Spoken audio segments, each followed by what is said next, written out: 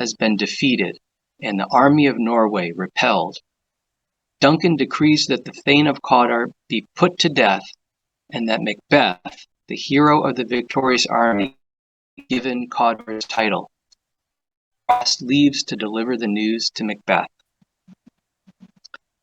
So, without further ado, here is scene 2. I'm going to read the little notes from Shakespeare. Alarum within. Enter King Duncan, Malcolm, Donalbain, Lennox, with attendants, meeting a bleeding captain. What bloody man is that? He can report, as seemeth by his plight, of the revolt of the new estate. This is the sergeant, who, like a good and hardy soldier, fought 'gainst my captivity. Hail, brave friend!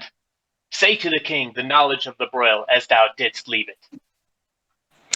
Doubtful it stood, as two spent swimmers that do cling together and choke their art. The merciless MacDonald, worthy to be a rebel, for that the multiplying villainies of nature do swarm upon him, from the western isles of kerns and gallow-glasses supplied, and fortune on his damned quarrel smiling showed like a rebel's whore. But all's too weak, for brave Macbeth, well he deserves that name, disdaining fortune, with his brandished steel which smoked with bloody execution, like valour's minion carved out his passage, till he faced the slave, which ne'er shook hands nor bade farewell to him, till he unseamed him from the nave to the chops, and fixed his head upon our battlements. O valiant cousin, worthy gentleman! And, whence the sun gins his reflection, shipwrecking storms and direful thunders break, so from that spring whence comfort seemed to come, discomfort swells. Mark, King of Scotland, mark! No sooner justice had with valour armed compelled these skipping kerns to trust their heels, but the Norweyan lord, surveying vantage with furbished arms and new supplies of men, began a fresh assault. Dismayed not this our captains, Macbeth and Banquo? Yes, as sparrows, eagles, or the hare, the lion. If I say sooth, I must report they were as cannons, overcharged with double cracks, so they doubly redoubled strokes upon the foe. Except they meant to bathe in reeking wounds, or memorize another Golgotha, I cannot tell. But I am faint, my gashes cry for help. So well thy words become thee as thy wounds. They smack of honour both. Go, get him surgeons! The captain is led off by the attendants. Enter Ross and Angus. Who comes here? The worthy Thane of Ross. What a haste looks through his eyes! So should he look that seems to speak things strange. God save the king! Whence camest thou, worthy Thane? From Fife, great king, where the Norwegian banners flout the sky and fan our people cold.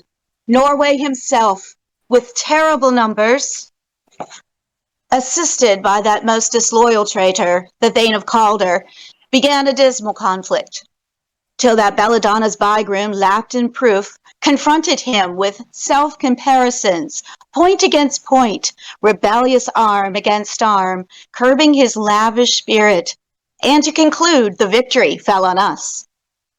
Great happiness! But now, Sweno, the Norway's king craves composition, nor would we deign him burial of his men till he disbursed, at St. Colm's Inch, $10,000 to our general use. No more that Thane of Cawdor shall deceive our bosom interest. Go pronounce his present death, and with his former title, great Macbeth.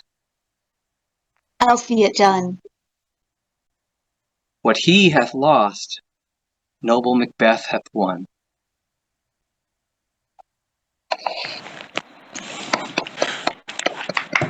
Great job, everybody. Take a bow. That was nice. My camera switched off, and I just want to say, if you try to mute yourself once we get 25 people in, it will turn your camera off and not let you turn it back on, because the cap. But I just wanted to let you know that happened. Okay. We'll make a note of that for next time. No worries. So yeah, definitely we should stay unmuted during the performances. Okay. That was so cool. Yes, that was really fun. Thanks, everybody.